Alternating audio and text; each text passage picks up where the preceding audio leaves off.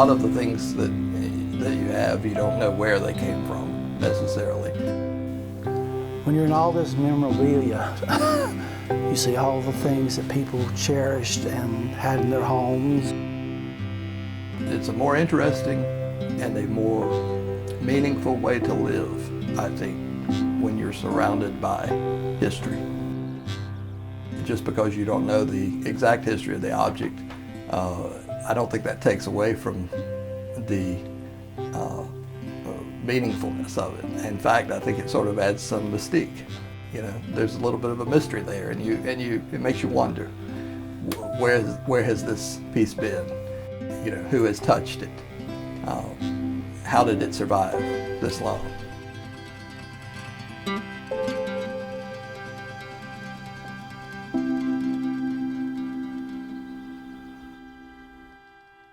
He was from down near Fayetteville somewhere, and he came in looking around, and he saw that portrait of that lady, and he said, "I want to buy it." And I thought, why? Because it was not. But come find out there was an old log cabin on his property that he was redoing and furnishing, and he said he was going to hang that in there and tell everybody it was his grandmother or great-grandmother or somebody. Well, he did make the comment that his grandmother never liked him. So The thing about it, with her looking over your shoulder, you won't stay long.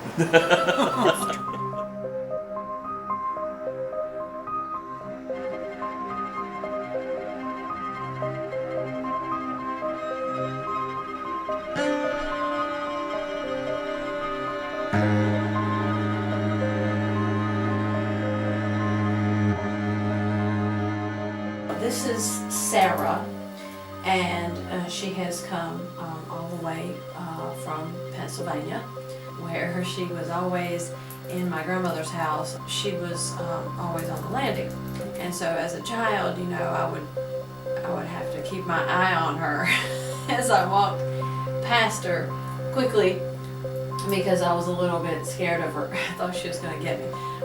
She's named after some sort of actress from the late 1800s. And she's not as scary to me anymore, and I'm happy to have it, because I think it's really awesome to have something that has been in the family for that long.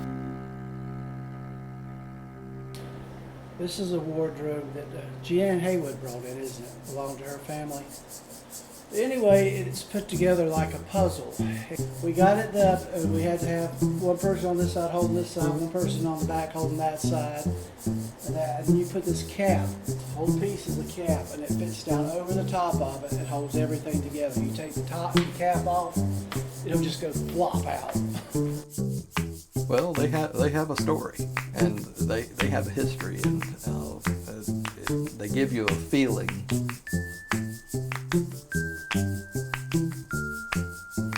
Before we got married again, I said, well, you know, I have to have a vanity for our room. We found one down in South Carolina. So we called the people about it and told them we were going to come and pick it up. We were driving a van at the time. They said, oh no, this will never fit in the van. You have to bring something else. And I said, they're crazy. It has to fit in that van. We get there, and of course, it won't fit in the van. We're, you know, moving it this way and that way, trying to get it in there. We ended up having to take off the legs and dismantle it a little bit. And then we got it in there, but we couldn't close the door.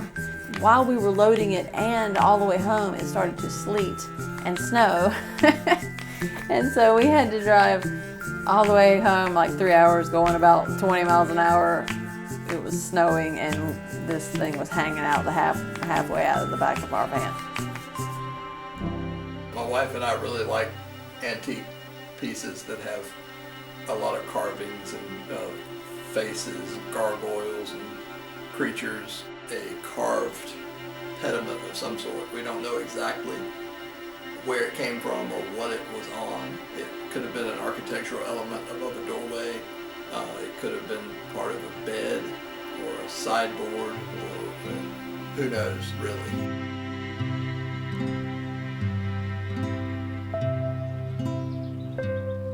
I think the florist has been in business here since 1953.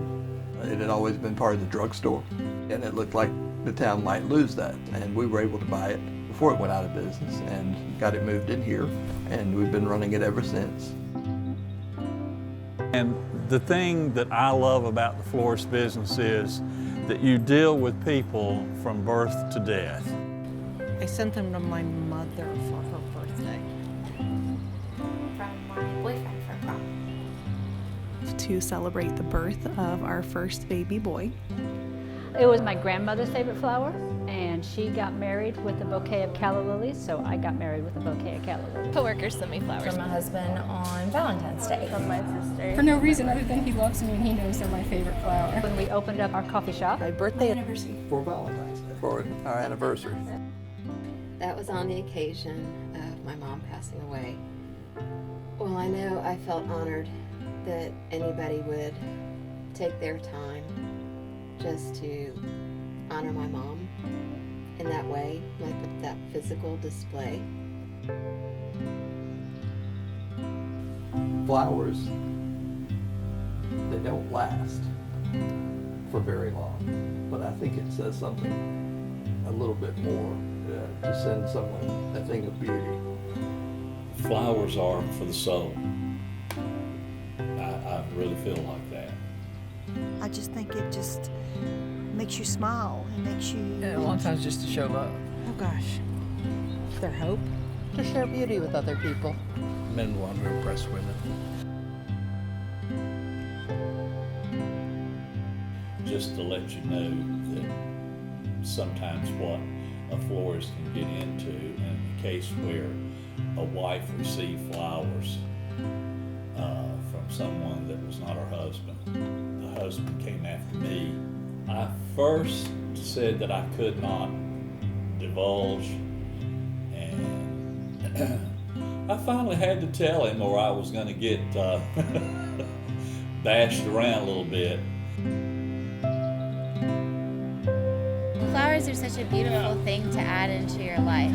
And just to say, hey, I'm thinking of you. it's just a lovely gesture. It's amazing how bright it can make your day. Just internal happiness is wonderful. They're just part of your story. So we've got something special here. It's something people are rediscovering.